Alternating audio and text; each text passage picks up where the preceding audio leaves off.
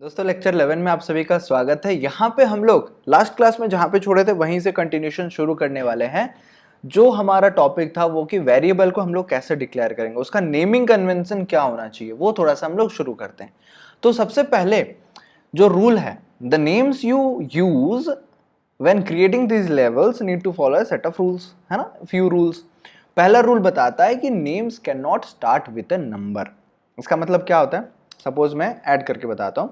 यहां पे एक नंबर से शुरू नहीं होना चाहिए। सपोज मैं बोलूंगा 45 आकाश इक्वल्स टू, सपोज कुछ भी मैं वैल्यू डालता हूं, सपोज 89 डाला मैंने, तो 45 आकाश जो मैंने वेरिएबल का नाम लिखा ना, ये नाम गलत है बेटा, क्योंकि रूल के खिलाफ है। रूल ये बोलता है कि कोई भी वेरिएबल का नाम आप नंबर से शुरू नहीं कर सकते। तो 45 को अगर मैं हटा दूं, आकाश इक्वल्स टू 89 लिखूं, ये एक वैलिड है। इसके बाद मैं आकाश अगर प्रिंट करूंगा तो आप देखना 89 यहाँ पे प्रिंट हो रहा है। समझ में आ गया? तो पहला रूल सेटिस्फाई करता है कि कोई भी आपका नाम नंबर से शुरू नहीं होना चाहिए। और there can be no spaces in the name, use underscore instead. Suppose मैं बोलूंगा कि आकाश दास इक्वल्स टू 89, क्या मैं आकाश दास को ऐसे प्रिंट कर पाऊंगा? एरर आ जाएगा बेटा, इनवैलिड सिंटेक्स बताएगा। तो स्पेस को अवॉइड करने के लिए मैं मतलब ऐसे तो मिला के लिखूंगा तो कोई कैसा पढ़ेगा इसको, मुझे पता नहीं चलेगा। बट ये वेरिएबल नाम सही है, इसको मैं प्रिंट करूंगा, प्रिंट हो जाएगा 89। बट अगर मैं सेपरेट करना चाहता हूं, आकाश दास में दिखाना चाहता हूं कि हाँ ये दो अलग वर्ड है, तो मुझे क्या करना पड़ेगा, अंडरस्कोर से सेपरेट कर सकता हूं। और मैं अगर इसको प्रिंट करूंगा तो हो जाएगा मेरा प्रिंट 89, हमारा वैल्यू जो दिया था मैंने वो प्रिंट हो गया। Got it? चलो स्पेस से हम लोग, सॉरी, स्पेस को अंडरस्कोर से रिप्लेस कर सकते हैं। क्या अंडरस्कोर से शुरू हो सकता है का वेरिएबल नेम? चलो इसको भी ट्राई करते हैं। अंडरस्कोर से बिल्कुल शुरू हो सकता है। तो इसका मतलब ये बताता है कि कोई स्पेशल कैरेक्टर सिंबल वगैरह आप यूज मत करो, आप अंडरस्कोर से शुरू कर सकते हो, या फिर कोई भी लेटर से, कैपिटल हो स्मॉल हो जैसा भी हो आप शुरू कर सकते हो। और नंबर से शुरू मत करना। नंबर क्या बीच में दे सकते हैं? बिल्कुल दे सकते हैं, कोई दिक्कत नहीं है। सपोज इसको मैं पूरा हटा देता हूं, मैं लिखता हूं Akash equals to 89, Akash 1 equals to 75, Akash 2 underscore dash equals to 100, है ना। तीन चीज मैंने लिखा। अब तीनों को मैं प्रिंट करता हूं, ठीक है। प्रिंट मेथड लिख के, प्रिंट फंक्शन लिख के, प्रिंट आकाश और प्रिंट आकाश 1, और लास्ट में लिखूंगा प्रिंट आकाश 2 अंडरस्कोर दास। तीनों को मैं प्रिंट करूंगा, तीनों का वैल्यू बिल्कुल परफेक्टली प्रिंट हो रहा है। इसका मतलब यह है कि हम नंबर्स को बीच में लिख सकते हैं। जी हाँ, बिल्कुल लिख सकते हैं। अंडरस्कोर दे सकते हैं, अंडरस्कोर के साथ नंबर का कॉम्बिनेशन कर सकते हैं, लेटर का कॉम्बिनेशन कर सकते हैं, कैपिटल स्मॉल करके ट्राई करते हैं। इसको मैंने लिखा बीच में कोई ये वाले ए को नहीं, एस को कैपिटल करता हूँ, इधर डी को कैपिटल करता हूँ।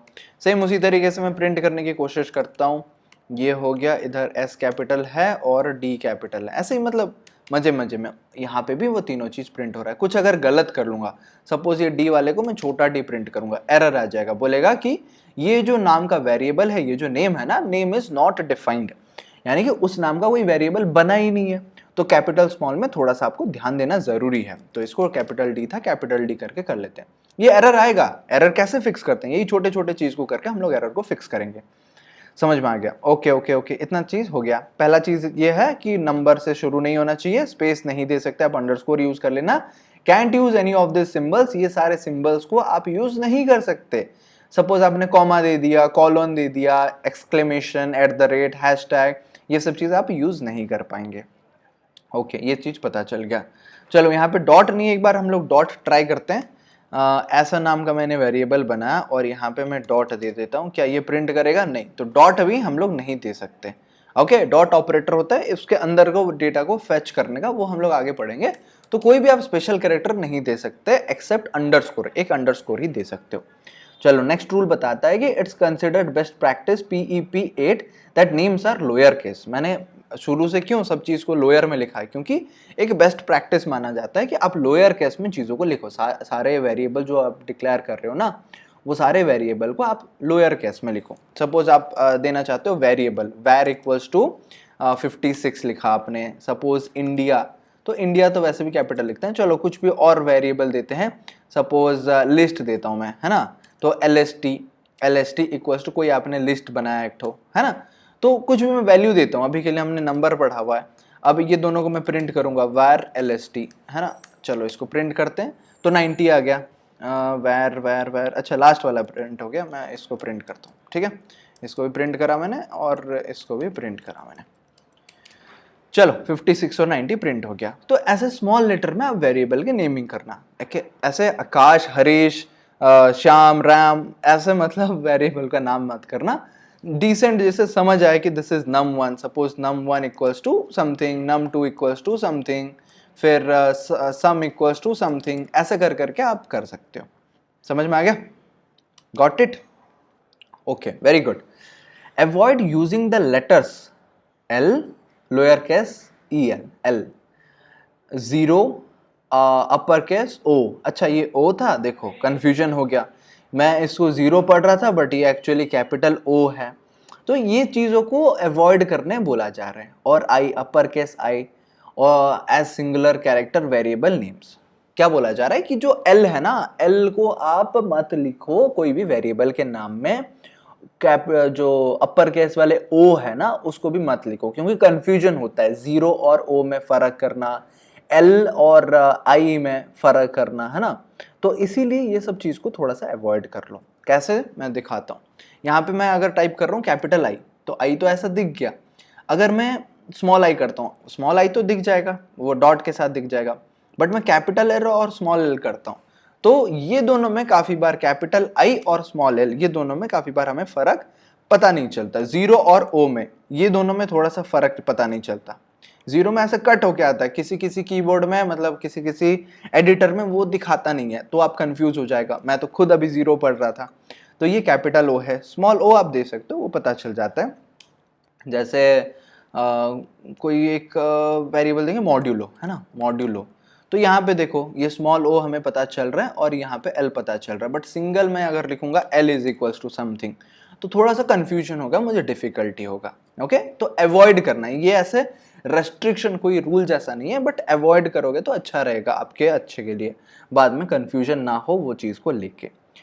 नेक्स्ट क्या बताया जा रहा है, avoid using words that have special meaning in Python like list and str। हाँ, मैं उस टाइम लिख रहा था अभी list इक्वल्स टू एक वेरिएबल करके, यहाँ पे बोला जा रहा है इसको भी अवॉइड करो। लिखने से कोई दिक्कत नहीं है, सपोज मैं यहाँ पे 56 लिखता हूँ और प्रिंट करूंगा लिस्ट, तो लिस्ट प्रिंट हो जाएगा, 56 प्रिंट हो जाएगा। बट ये जो लिस्ट है ना, इसका मीनिंग ऑलरेडी है, जो पाइथन है उसको पता है कि लिस्ट मतलब कुछ एक चीज होता है, str मतलब कुछ चीज होता है, वो ग्रीन कलर में आ जाएगा, str देखो आ जाएगा।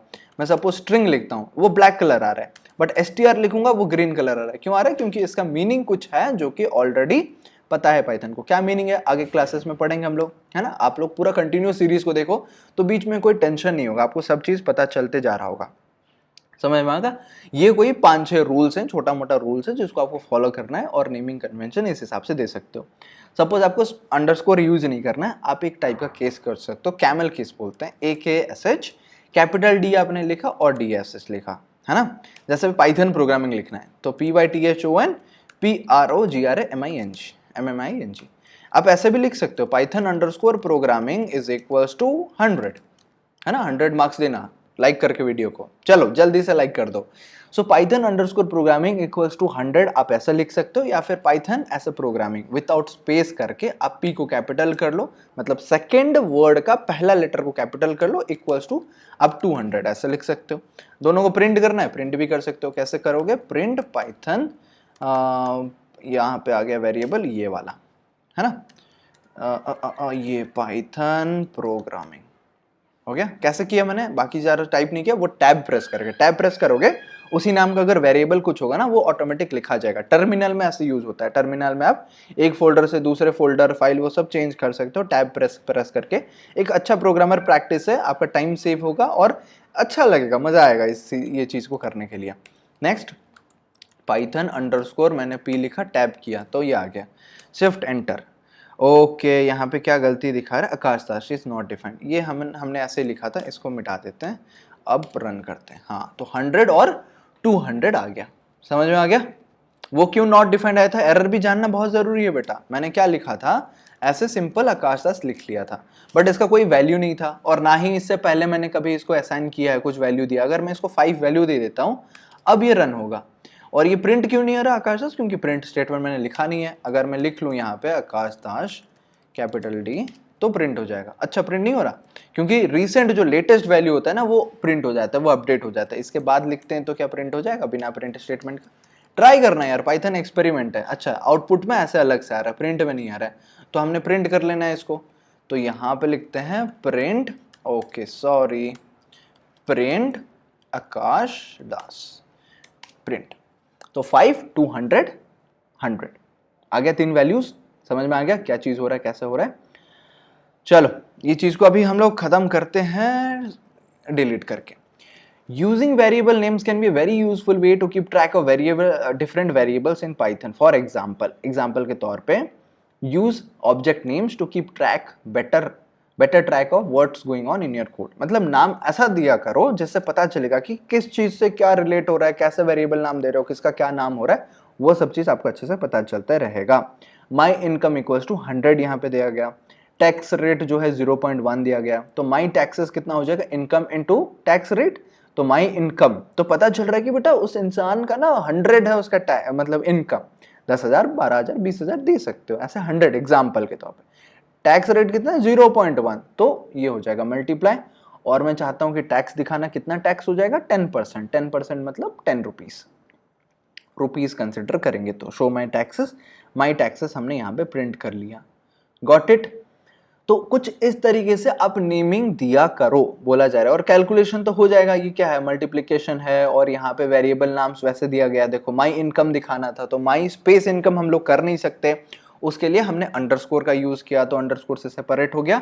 फिर टैक्स रेट के लिए भी हमने अंडरस्कोर का यूज किया, माई टैक्सेस के लिए भी अंडरस्कोर का यूज किया, फिर इसको हमने प्रिंट कर दिया। समझ में आ गया? इजी था concept. So what we have learned, we learned some of the basics of numbers in Python. We also learned how to do arithmetic and use Python as a basic calculator. Plus minus multiplication division सारा सीख लिया हमने। integer और float के बारे में हमने सीख लिया। Then we wrapped it up with learning about variable assignment. कैसे variable assign होता है, कहाँ से कैसा value transfer होता है, नाम कैसा होना चाहिए, variable name कैसा होना चाहिए। अभी next हम लोग classes में strings का introduction पढ़ेंगे। Actually string होता क्या है, ये हमने नंबर वगैरह तो सीख लिया ना कि 2 5 100 200 सब होता है, बट जो नाम होता है काश दाश या फिर इंडिया या फिर वर्ल्ड, ऐसे नाम, हेलो वर्ल्ड जो होता है ना, हेलो वर्ल्ड, ये सब चीज कैसे शुरू होगा। हमने सीखा था कि पहला प्रोग्राम हमारा हेलो वर्ल्ड होना चाहिए, बट हम लोग यहाँ पे तो कुछ और ही सीख रहे हैं। तो ये लॉजिक सीखना बहुत जरूरी है। जो मैथमेटिक्स वाला पार्ट है, जो नंबर वाला पार्ट है, कितने तरह तरह के नंबर्स होते हैं, वेरिएबल कैसे डिक्लेयर करते हैं, बहुत जरूरी है सीखना। ये आपने सीख लिया, अगला क्लास आपको और इजी लगेगा जहां पे हम लोग स्ट्रिंग के बारे में पढ़ रहे होंगे।